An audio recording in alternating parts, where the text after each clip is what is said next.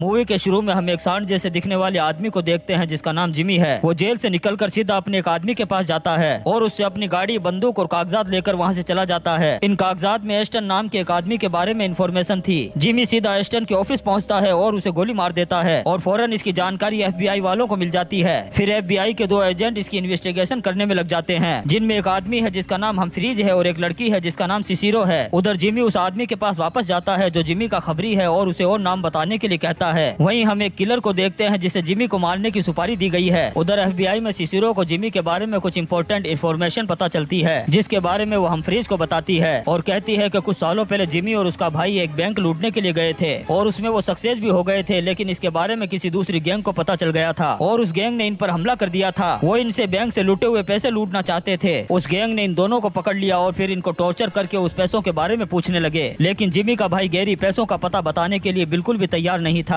पर जिमी को अपने भाई की जान की फिक्र थी, इसलिए वो उनको पैसों का पता बता देता है। पैसों के बारे में पता चल जाने के बाद भी 3 गैंगस्टर ने जिमी के भाई गैरी का गला काट दिया और उसके बाद उन्होंने जिमी को भी गोली मार दी। इन 3 गैंगस्टर में एक का नाम प्रेस्कॉट, एक का नाम निक्सन और एक टाइसन था। डॉक्टरों ने इलाज के दौरान जिमी के सर पर एक चिप लगाई थी जिससे उसकी जान बच गई थी। सिसिरो हमफ्रीज से कहती है कि मुझे लगता है जिमी अपने भाई की मौत का बदला लेने के लिए आया है। उधर जिमी अपने भाई के दूसरे कातिल टाइसन को मारने के लिए उसके घर पर पहुंच गया। उस वक्त टाइसन एक लड़की को किडनैप करके उससे जबरदस्ती करने की कोशिश कर रहा था। टाइसन उस लड़की का रेप करता इससे पहले ही जिमी ने वहां पहुंचकर उसके सर में गोली मार दी, जिससे वो वहीं पर ढेर हो गया। वहीं किलर भी जिमी को मारने के लिए उसके पीछे आ गया था। जिमी टाइसन को मार करके वहां से जा रहा था, तभी किलर ने उस पर पीछे से हमला कर दिया। जिमी ने भी उस पर कई गोलियां चलाई और किसी तरह से जिमी वहां से बच करके निकल गया। उधर हमफ्रीज अपनी गर्लफ्रेंड से मिलने के लिए उसके घर पर गया, लेकिन उसकी गर्लफ्रेंड उससे काफी नाराज थी क्योंकि वो उसे और उसके बेटे को बिल्कुल भी टाइम नहीं दे पा रहा था। फिर हमफ्रीज अपने बेटे को स्कूल छोड़ने के लिए जा रहा था, तभी उसके पास सिसिरो का कॉल आता है और वो टाइसन की मौत के बारे में बताती है और उसे फौरन उस लोकेशन पर पहुंचने के लिए कहा। हमफ्रीज जब वहां पर पहुंचा तो उसे पता चला कि टाइसन लड़कियों को किडनैप करके उनका रेप कर दिया करता था और उनकी वीडियो बना लेता था। फिर सिसिरो हमफ्रीज को बताती है कि यहाँ पर लोगों ने एक और शूटर को देखा था, उसने जिमी को मारने की कोशिश की। उधर किलर अपने अड्डे पर काफी गुस्से में था क्योंकि जिमी उसके हाथ से जिंदा बच करके निकल गया था। उसने जिमी के बच करके निकल जाने के बारे में अपनी गर्लफ्रेंड लिली को बताया। तब लिली ने उसे कहा कि आज नहीं तो कल तुम उसका खात्मा जरूर कर दोगे। उधर जिमी भी टाइसन को मार करके सीधा अपनी गर्लफ्रेंड नान के घर पहुंच गया। वहाँ जाकर जिमी को पता चला कि नान ने तो किसी और से शादी करके अपना घर बसा लिया है। जिमी ने नान से अपने बच्चे के बारे में पूछा जो जेल जाने से पहले उसके पेट में था। नान ने जिमी से कहा कि वो बच्चा तो पैदा होने से पहले ही गिर गया था और मैं तुम्हारे साथ जिंदगी नहीं बिता सकती थी। ये सुनकर के जिमी काफी गुस्से में वहाँ से जाने लगा। तब नान ने जिमी से कहा कि मैं तुम्हारे साथ हूँ और तुम अपने भाई की मौत का बदला जरूर लेना और उसके कातिलों को मौत के घाट उतार देना। उधर किलर ने भी अपनी गर्लफ्रेंड लिली से शादी कर ली और उसने लिली से कहा कि वो एक शरीफ इंसान बनकर के जिंदगी गुजारना चाहता है। उधर जिमी निक्सन को मारने की तैयारी करने लगा। उसने निक्सन को एक क्लब में जाते हुए देखा। अब जिमी को अपने भाई की मौत याद आने लगी कि कैसे निक्सन ने उसके गले को काट दिया था। जिमी निक्सन के पीछे उस क्लब के बाथरूम में घुस गया। जिमी को देखकर निक्सन ने कहा कि मुझे पता था तुम मुझे ढूंढते हुए मेरे पीछे जरूर आओगे। ये कहकर उसने जिमी पर हमला कर दिया। अब दोनों में जबरदस्त फाइट शुरू हो गई। तभी जिमी ने अपना चाकू निकाला और निक्सन के पेट में अंधाधुंध वार कर दिए और फिर वहाँ से भाग गया। जिमी को लगा कि निक्सन मर गया होगा। उधर किलर भी इस क्राइम की दुनिया को छोड़कर एक शरीफ इंसान बनने की कोशिश करने लगा, लेकिन जिमी को मारने की सुपारी जो उसने ले रखी थी ये बात उसे अंदर ही अंदर परेशान कर रही थी। इसलिए अब किलर ने जिमी को मारने का फैसला किया। लिली को जब इस बात का पता चला तो उसने किलर को ये सब करने से मना किया, लेकिन किलर ने उसकी एक भी बात नहीं सुनी और जिमी को मारने के लिए निकल गया। उधर हमफ्रीज को पता चल जाता है कि निक्सन जिंदा बच गया है और जिमी उसे मारने के लिए हॉस्पिटल जरूर आएगा। फिर वो सिसिरो को कॉल करके कहता है कि तुम्हें भी मेरे साथ चलना चाहिए, लेकिन सिसिरो उसे मना कर देती है और कहती है कि मैंने कुछ दिनों के लिए ब्रेक ले रखा है। तभी हम किलर को देखते हैं जो हॉस्पिटल की तरफ निकल गया था। उसे पता था कि वो निक्सन को मारने के लिए हॉस्पिटल जरूर आएगा और जिमी भी हॉस्पिटल के अंदर आ चुका है। हमफ्रीज भी हॉस्पिटल के बाहर बैठकर जिमी का वेट कर रहा है कि वो कब आएगा। उसे नहीं पता था कि जिमी हॉस्पिटल में पहुंच चुका है। जिमी बहुत ही चालाक और शातिर है। वो ऑपरेशन थिएटर में पहुंचकर निक्सन को गोली मार देता है। गोली की आवाज सुनकर हमफ्रीज समझ जाता है कि जिमी अंदर आ चुका है। वो भागकर के अंदर आता है और जिमी का पीछा करता है। हमफ्रीज उस पर गोली चलाता है। जिमी भी उस पर वापस फायरिंग करता है, लेकिन जिमी बहुत ही शातिर है। वो चालाकी से आकर हमफ्रीज के सर पर गन पॉइंट कर देता है। ये देख करके हमफ्रीज काफी डर जाता है और घुटने टेक कर जमीन पर बैठ जाता है। अब उसे लगने लगा कि जिमी उसका खात्मा कर देगा, लेकिन जिमी उसे गोली नहीं मारता है और उसे जिंदा छोड़कर वहाँ से चला जाता है। जिमी किसी बेगुनाह को नहीं मारना चाहता था। उसे तो सिर्फ अपने भाई के कातिलों को मौत के घाट उतारना था। जब जिमी हॉस्पिटल से बाहर निकलकर अपनी गाड़ी में जाता है तो वो देखता है कि किलर उसके पीछे लगा हुआ है। फिर एक जगह जाकर जिमी अपनी गाड़ी को रोकता है, तभी किलर उस पर गोली चला देता है। वो गोली जिमी की गर्दन को टच करके निकल जाती है, जिससे जिमी की गर्दन पर एक बड़ा जख्म हो जाता है। फिर जिमी किलर की गाड़ी के टायर पर गोली मारता है ताकि उसकी गाड़ी पंचर हो जाए और वो पीछा न कर सके। फिर जिमी यहाँ से सीधा अपने बाप के घर जाता है उसे मारने के लिए, क्योंकि जब जिमी और गैरी ने बैंक को लूटा था तब इनके फादर ने भी इनसे पैसे मांगे थे और इन्होंने देने से मना कर दिया था। इसलिए जिमी को लगता है कि इन्होंने ही उस गैंग को भेजा था हमें मारने के लिए। और जिमी का बाप हमेशा जिमी से नफरत करता था क्योंकि जिमी उसकी माँ के किसी और से नाजायज रिलेशन की वजह से हुआ था। यहाँ जिमी की माँ जिमी से कहती है कि उसके फादर की तो बहुत पहले मौत हो चुकी है और तुम्हें लगता है कि इन्होंने उन गुंडों को भेजकर तुम्हें मरवाने की कोशिश की तो तुम गलत सोचते हो, क्योंकि वो गैरी से बहुत ज्यादा प्यार करते थे, इसलिए उसे मरवाने का ख्याल भी उनके दिल में नहीं आ सकता। यहाँ पर जिमी की माँ कहती है कि तुम लोगों को गैरी की गर्लफ्रेंड ने धोखा दिया है और उसी ने दूसरी गैंग को तुम्हारे बारे में खबर पहुंचाई थी। यहाँ पर जिमी गैरी को मिस करते हुए अपनी माँ से कहता है कि वो मुझसे बहुत प्यार करता था। उसकी माँ कहती है कि अगर वो तुमसे प्यार करता था तो उसने तुमसे गलत काम क्यों करवाया। जिमी ने कहा कि मैं गाड़ी अच्छी चला लेता हूँ इसलिए उसे मेरी मदद की जरूरत थी ताकि वो उन पैसों से अपने कर्जे को चुकता कर सके और उसके बाद एक अच्छी जिंदगी गुजार सके। ये कहकर जिमी अपने भाई के अगले कातिल को मौत के घाट उतारने के लिए निकल जाता है। फिर जिमी जाते हुए अपनी गाड़ी को साइड में रोकता है और रेडियो पर एक आदमी की आवाज सुनता है जो लोगों को नफरतों को मिटाकर शांति से जिंदगी गुजारने के बारे में बता रहा था। इस आदमी का नाम प्रेस्कॉट था और यही वो तीसरा आदमी था जिसने जिमी के भाई गैरी को मारा था। प्रेस्कॉट समंदर के किनारे पर लोगों को स्पीच दे रहा था। जिमी सीधा वहाँ पर पहुँच जाता है। जिमी को देखते ही प्रेस्कॉट के पसीने छूट जाते हैं। जिमी इसको पकड़ करके भीड़ से अलग ले जाता है। तभी आदमी जिमी से कहता है कि मैंने तुम्हारे भाई को नहीं मारा, मैंने तो उन्हें रोकने की कोशिश की थी। मुझे तो वो लोग सिर्फ ये कहकर लाए थे कि तुम्हें सिर्फ गेट पर खड़े होना है, लेकिन अब मैं एक अच्छा इंसान बन चुका हूँ और लोगों को गलत रास्ते से निकाल कर सीधे रास्ते पर लाने की कोशिश करता हूँ और मेरी एक छोटी सी फैमिली भी है जिसे मैं बहुत प्यार करता हूँ। लेकिन जिमी की आंखों के सामने उसके भाई की मौत घूम रही थी। वो प्रेस्कॉट से कहता है कि तुम्हें मरना होगा। तब प्रेस्कॉट कहता है कि अगर मेरी जिंदगी इतनी है तो मुझे कोई नहीं बचा सकता। ये कहकर वो घुटनों के बल बैठ जाता है और जिमी अपनी गन निकाल कर गोली चला देता है। जिमी ने वो गोली प्रेस्कॉट पर नहीं बल्कि साइड में चलाई थी। गोली की आवाज सुनकर प्रेस्कॉट जमीन पर गिर जाता है। थोड़ी देर में उसे पता चलता है कि जिमी ने उसे गोली नहीं मारी है क्योंकि जिमी का दिल पिघल चुका था। फिर जिमी वहीं पर जाकर साइड में कुर्सी पर बैठ जाता है। तभी वहाँ पर किलर आ जाता है और जिमी पर गन पॉइंट कर देता है और उसे धमकी देता है कि आज मैं तेरा काम तमाम कर दूंगा। लेकिन जिमी उसकी धमकियों पर और उस पर बिल्कुल भी ध्यान नहीं देता है और चुपचाप बैठा रहता है, कोई रिएक्शन नहीं करता। ये देख करके किलर को और ज्यादा गुस्सा आ जाता है। तब जिमी उसे कहता है कि मेरी और तुम्हारी कोई दुश्मनी नहीं है और मैं तुमसे नहीं लड़ना चाहता। अगर तुम मुझे मारना चाहते हो तो मार सकते हो। तभी किलर की नजर उस लिस्ट पर पड़ती है जिसमें 5 लोगों के नाम लिखे हुए थे। तब किलर जिमी से कहता है कि 5 नहीं बल्कि 6 लोग थे। एक वो भी आदमी था जिसने मुझे सुपारी दी है तुम्हें मारने के लिए और वो अभी भी जिंदा घूम रहा है। तभी वहाँ पर हमफ्रीज आ जाता है और वो किलर पर गन पॉइंट कर देता है और वो किलर से कहता है कि अपनी गन साइड में रख दो नहीं तो मैं तुम्हें गोली मार दूंगा। किलर जैसे ही अपनी गन जमीन पर रखता है हमफ्रीज जिमी के पीछे से जिमी के सर पर गोली मार देता है। यहाँ पर जिस छठे इंसान के बारे में किलर जिमी को बता रहा था वो यही हमफ्रीज था। ये देख करके किलर भी हैरान हो जाता है और हमफ्रीज से कहता है कि वो छठे आदमी तुम थे। तब हमफ्रीज किलर से कहता है कि तुम तो इसे मार नहीं सके लेकिन मैं इसके पीछे लगा हुआ था कि मौका मिलते ही इसे मौत के घाट उतार दूं। किलर हमफ्रीज से कहता है कि तुम इसे क्यों मारना चाहते थे, मैंने जिमी के हाथ में जो लिस्ट देखी है उसमें 5 आदमियों के नाम थे, तुम्हारा तो नाम भी नहीं था। तब हमफ्रीज कहता है कि हाँ मुझे ये बात बाद में पता चली जब मैं हॉस्पिटल में इसके पीछे गोली चला रहा था और इसने मुझे गन पॉइंट करने के बाद भी जिंदा छोड़ दिया। यहाँ पर हमें ये बात पता चलती है कि गैरी की गर्लफ्रेंड ने हमफ्रीज से शादी कर ली थी और उसी ने इन्फॉर्मेशन दी थी कि गैरी ने बहुत बड़ी चोरी की है, इसलिए वो अपने आदमियों को लेकर उसी वक्त वहाँ पहुँच गया था और जिमी के सर पर मैंने ही गोली मारी थी। इसलिए मुझे इस बात का डर था कि आज नहीं तो कल जिमी को हमारे बारे में पता चल जाएगा और फिर वो मुझे और मेरी वाइफ को मौत के घाट उतार देगा, इसीलिए मैं जिमी को मरवाना चाहता था। फिर किलर जब यहाँ से जाने लगता है तो हमफ्रीज उसे रोकता है और कहता है कि अपनी फीस तो लेते जाओ और उसे $1 देते हुए कहता है कि तुम्हारा काम बस इतना ही था। ये सुनकर किलर को काफी गुस्सा आता है लेकिन वो वहाँ से चुपचाप चला जाता है। फिर हमफ्रीज अपनी वाइफ को कॉल करता है और कहता है कि मैंने जिमी को मार दिया है। दूसरी तरफ हम सिसिरो को देखते हैं जिसे हमफ्रीज के बारे में पता चल चुका था कि ये सारी साजिश हमफ्रीज की थी और फिर वो भी उसी जगह पर आने के लिए निकल जाती है। उधर हमफ्रीज अपनी वाइफ से बात करने में बिजी है। तभी जिमी आ जाता है और उसके सर पर गोली मार देता है। जिमी को जिंदा देख करके हमफ्रीज शॉक्ड हो जाता है कि आखिर ये बच कैसे गया। तब जिमी उसे कहता है कि पिछली बार तुमने मेरे सर पर गोली मारी थी तब डॉक्टरों ने मेरे सर पर एक प्लेट लगा दी थी और इस बार भी तुमने उसी जगह पर गोली मारी है जो उस प्लेट पर जाकर के लगी थी जिसकी वजह से मुझे कुछ नहीं हुआ। यह कहकर जिमी एक और गोली मार देता है और हमफ्रीज का खात्मा हो जाता है। तभी यहाँ पर सिसिरो आ जाती है और वो हमफ्रीज को मरा हुआ देखकर समझ जाती है कि इसको इसके जुर्मों की सजा मिल चुकी है और जिमी ने भी अपने भाई के सारे कातिलों को मौत के घाट उतार दिया था और फिर वो अपनी गाड़ी में बैठकर वहाँ से निकल जाता है। यहीं पर यह शानदार मूवी खत्म हो जाती है।